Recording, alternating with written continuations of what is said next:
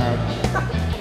Turns, once again, and she can go clear. This is going to mean the gold medal in the horseless Olympics. Oh, refusal.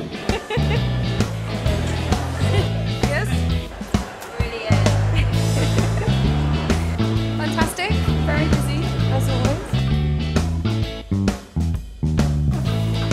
He's so sweet.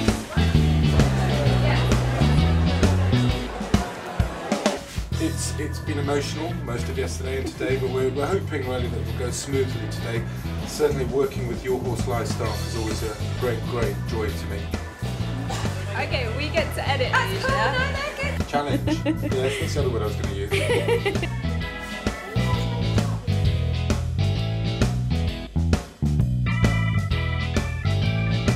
There she goes. So there we are. Gold medal goes to Fredericks of somewhere between Great Britain and Australia.